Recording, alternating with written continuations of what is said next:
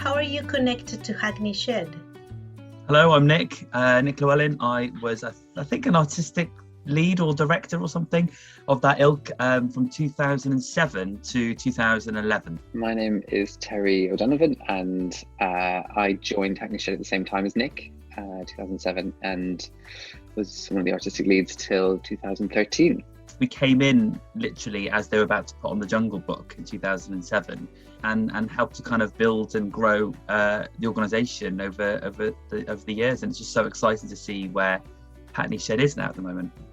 We really both liked devising and having the voices of the people involved telling the stories. And that was one of the things that we really tried to focus on over the years together, getting the young people to come up with the ideas of the characters. And hope to pull together something that was truly collaborative between us and the young people we were working with.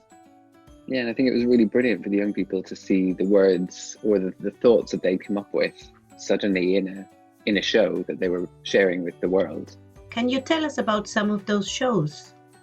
Yeah, well, I remember the first show we made together was On We Go, which looked at the person who made the very first London A to Z. The character was coming to Hackney and meeting historical characters from their local area, and it was really great because they got to research so many different kind of people that kind of helped to influence the world, and that was really amazing for the young people to find out about their local area.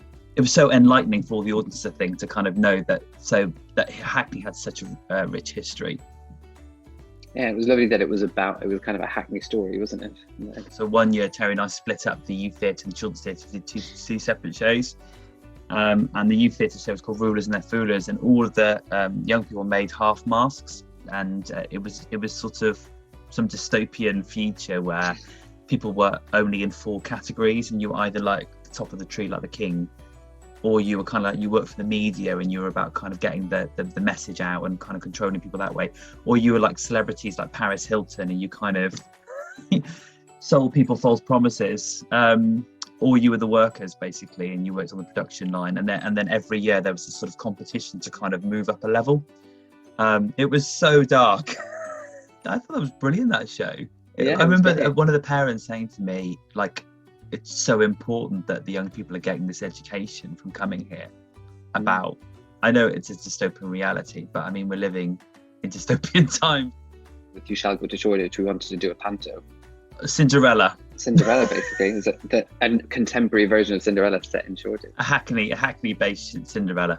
The young performer who played the Cinderella role, she's now a professional actress. She's on like short films, she's doing theatre work. I was like, that's pretty amazing. It made me feel really proud. I think that's been the most amazing achievement for this brilliant project, is how many people have gone on to careers in the performing arts, or even if they haven't, have just taken what they've experienced, especially from the inclusive nature of the work.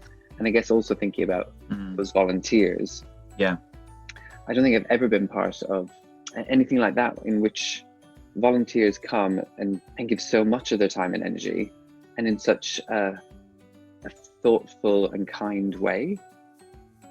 And that really feeds into the whole thing, which I hadn't really understood when we started, I think. Seeing people go from volunteers into paid jobs and to being practitioners and to making their own theatre work is also one of the joys of Hackney Shed, I think.